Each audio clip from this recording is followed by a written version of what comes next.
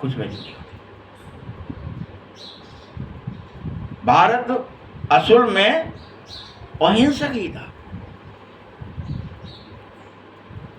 सारी दुनिया का मालिक था। फिर धीरे धीरे बाद में द्वापर से टुकड़े टुकड़े होते चले गए, देश बनते चले गए।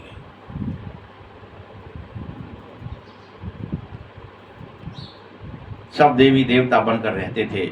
हमने कोई को हप नहीं किया है भारतवासियों को, ये आदत ही नहीं है। बूढ़ी माताएं तो इतना सब कुछ समझ सकेंगी ना। बाबा कहता है अच्छा है जो तुम कुछ भी पढ़ी लिखी नहीं हो, पढ़ा हुआ सब बुद्धि से निकाल देना पड़ता है। और एक सिर्फ धारणा करो, और वो क्या करनी है? बाप को याद करो। मीठे बच्चे तुम मुझे याद करो। तुम कहते भी थे ना बाबा आप आओगे तो हम आप पर बारी जाएंगे, कुर्बान हो जाएंगे। तुम्हें फिर हमारे पर कुर्बान जाना ही चाहिए। लेन देन होती है ना शादी के टाइम, स्त्री पुरुष एक दूसरे हाथ में कोई नमक देते थे, कहीं कोई रस्म रवाज है। बाबा को भी कहते हैं हम पुराना सब कुछ आपको दे देंगे।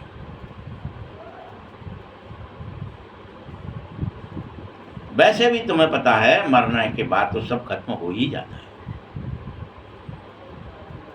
आप हमको फिर नई दुनिया में वापस दे देना प्रभु। तुम इसलिए नहीं देते हो कि तुम आप कर जाना, वापस दे दे, इंश्योर कर दे कि बाबा को दिया बाबा वापस दे दे। वो तो मरता ही नहीं, अविनाशी है।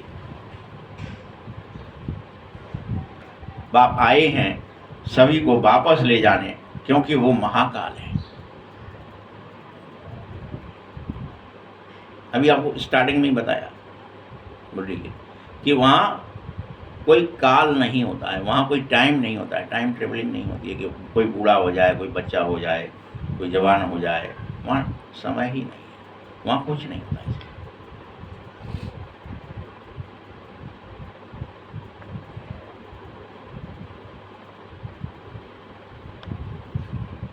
देखो सिंध में कहते थे ये कौन सा काल है जो सबको भगा कर ले जाता है। तुम बच्चों को खुश होना चाहिए, बाबा आया है ले जाने के लिए। हम तो खुशी से अपने घर जाएंगे, सहन भी करेंगे। अच्छे अच्छे बड़े बड़े घर की माताएं मार खा रही हैं इसीलिए पवित्रता के लिए। तुम सच्ची कमाई करो। मनुष्य नहीं जानते हैं वह है ही कलयुगी शूद्र संप्रदाय। तुम हो संगम युगी पुरुषोत्तम बनने वाले संप्रदाय। तुम सब पुरुषोत्तम बन रहे हो।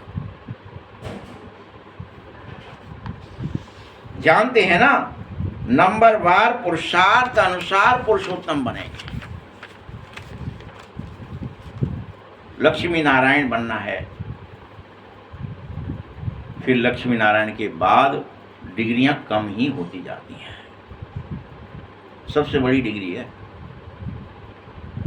जो भी लेगा हम में से,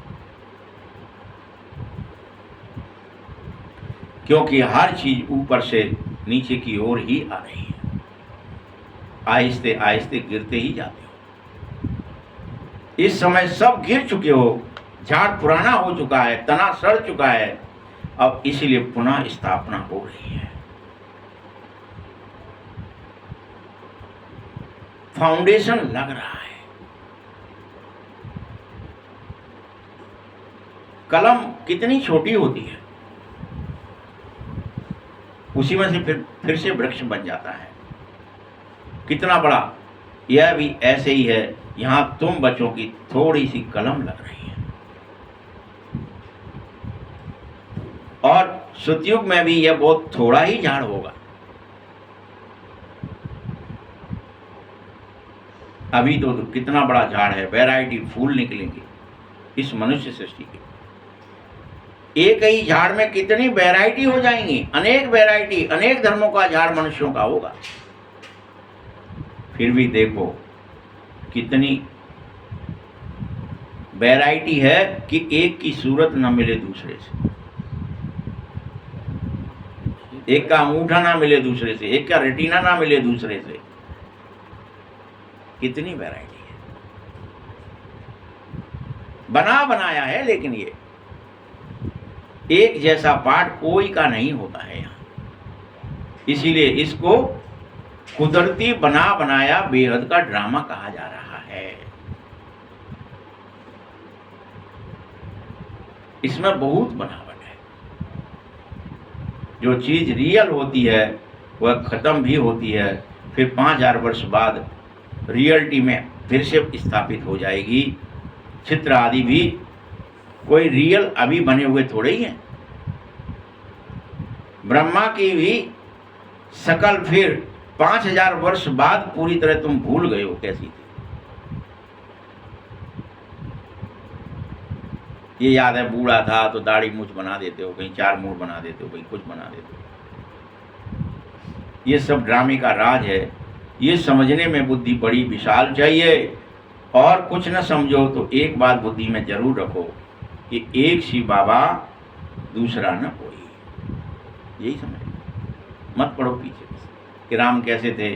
अब जनकपुर में हम गए अभी, तो सीता जी की शक्ल वहां अलग है, राम जी की शक्ल अलग है, और यहाँ के राम जी सीता जी अलग हैं। मतलब थोड़ा नुकीली सी नाक, थोड़ा मतलब वहाँ की जो शक्लें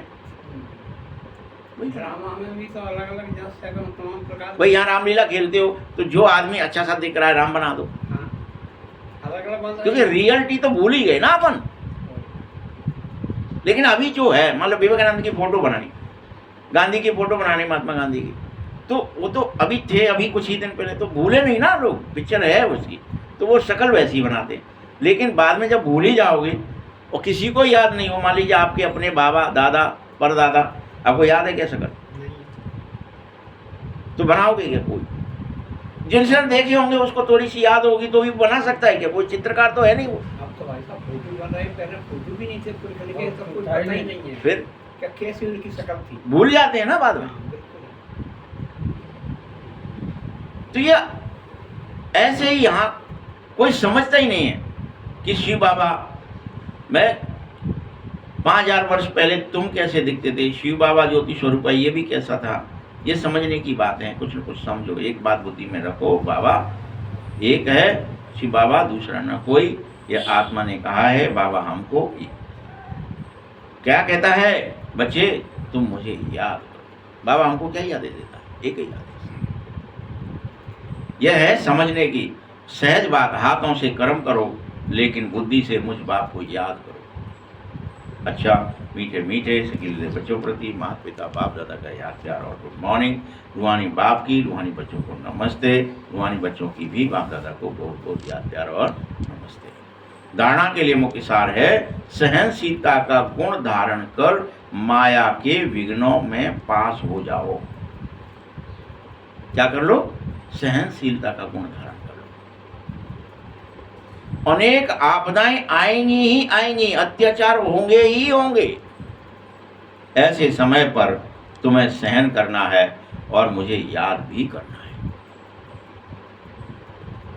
सच्ची कमाई जरूर करो। दूसरा पॉइंट है, विशाल बुद्धि बन इस बने बनाए ड्रामे को तुम सब अच्छी रीति समझो। विशाल बुद्धि बन इस बने बनाए ड्रामे को अच्छी रीति समझो। ये कुदरती ड्रामा बना हुआ है, इसीलिए तुम्हें इसमें कोई प्रश्न नहीं उठाना चाहिए कि हमारे संग ऐसा क्यों हो रहा है, ये क्या हुआ, ये क्यों हुआ, ये कैसे हुआ। ये हम हटवा देंगे बाबा से मिलकर। प्रश्न नहीं उठाना। बाबा जो अच्छी मत देता है उस पर चलो। वरदान है, माया जीत विजयी बनने के साथ साथ परोपकारी भव। माया जीत विजयी बनने के साथ साथ परोपकारी, दूसरों पर उपकार। अभी तक स्वकल्याण में बहुत समय चला गया है, अब परोपकार करना है, माया जीत विजयी बनना है। साथ साथ सभी खजानों के विधाता बन करके हर खजाने को, ईश्वरीय खजाने को काम में लगाओ। चाहे वो खुशी का ही खजाना क्यों ना हो, ये सबको बांटो। शांति का खजाना सबको बांटो। शक्तियों का खजाना, चाहे वो निर्णय शक्ति है, परख शक्ति है, समाने की शक्ति, कोई भी शक्ति है, ये शक्तियों का खजाना बांटो, ज्ञान का खजाना बांटो, गुणों का खजाना बांटो, ये सहयोग देने का खजाना बांटो और बढ़ा दो इसे। दो सहयोग एक दूसरे, हो जाओ संगठित, हो जाओ एक मत। अभी जब विधातापन की स्थिति का अनुभव होगा, अर्थात परोपकारी बन जाओ, ये विधातापन की स्थिति है, परोपकार करना, तब अनेक जन्म विश्व राज्य के अधिकारी अवश्य बन जाओगे। स्लोगन है, विश्व कल्याणकारी बनना है तो अपनी सभी कमजोरियों को सदा सदा के लिए विदाई दे दो। क्या कर दो? कमी कमजोरियों को विदाई दे दो। ओम शांति।